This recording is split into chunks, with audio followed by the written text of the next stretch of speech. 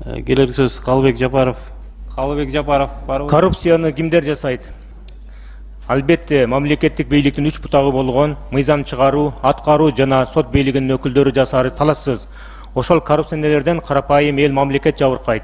Темирдей тартипти бийлик бутактарына киргизбесек, анда жемкорлор уурдай беришет. Өздөрү каалаган ишти жасай беришкен соң, жоопкерсиздик кылмыштуулукка айланат. Коррупциялык жол менен элдин, мамлекеттин байлыгын уурдап тоноо бул чыккынчылык, элине, жерине, мамлекетке болгон чыккынчылык болуп эсептелет. Тартип жана плюс жоопкерчилик бул өнүгүүнүн жолу. Өнүгүүнүн жолуна түшүү үчүн люстрация мыйзамын кабыл алып, коррупцияга каршы ачык күрөшпөсөк, анда баягынын эле таягы болуп, төңкөрүштөн башыбыз чыкпай жүрө беребиз. Коомдон бөлүнгөн көпөстөрдүн шаарчаларындагы элиттүү үйлөрдү көрүп, жаңы жол тандабас машинелерин көрүп, мойнубуз толгонуп, кеткиче суктанып карайбыз.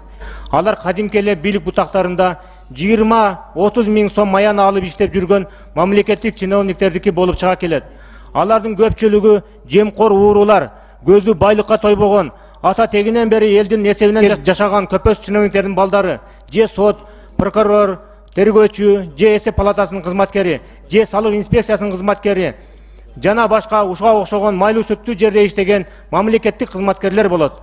Мына ушулар эчендеген карапайым элдин жетим жесирдин акысын уурдап жеп, көзүнөн жаш, жүрөгүнөн кан агызды, жан кыйылды. Элибиз башка элге жалданып, мигрант деген термин менен кул болду. Чет элге кеткен жаштарыбыздын көпчүлүгү өз журтуна кайра келбей, мекенин алмаштырууга аргасыз болуп, башка өлкөнүн жарандыгын алып кетти. Эчендеген улан кыздарыбыз чет өлкөлөрдөн груз диесто болуп келет. Мына ушул кызыл кулак жеп тойбос жемкор көпөстөрдөн улам Кыргызстан жок болуп кетүү коркунучуна такалды. Кыргызстанды сактап калуунун бир эле жолу бар. Бул люстрация жолу менен мамлекеттик кызматта иштеген коррупциялашкан системаны, чиновниктерди мыйзам чегинде жоопко тартып, эч убакта мамлекеттик бийликте иштебей турган кылып, чектөө киргизүү зарыл. Кыргыз Республикасынын президенти урматтуу Садыр Нуркожоевич, сиз люстрация боюнча мыйзамды тез арада кабыл алып, ишке ашырып берүүңүз мезгилдин эңсеген талабы болуп турат. Сизди эл ишенип көрсөтүп шайлаган жана дагы чечкиндүү кадамдарды жасайт деп элибиз ишенип күтөт. 6 октябрдагы элдик көтөрүштүн максаты, үмүтү сөзсүз аткарышы керек.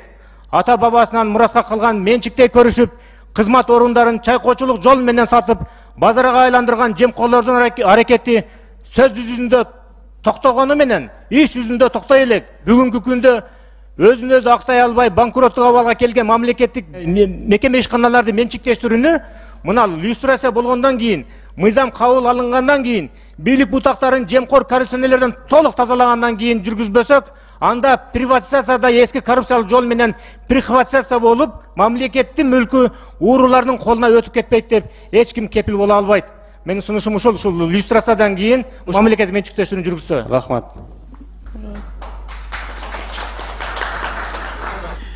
Лира Усубалиева.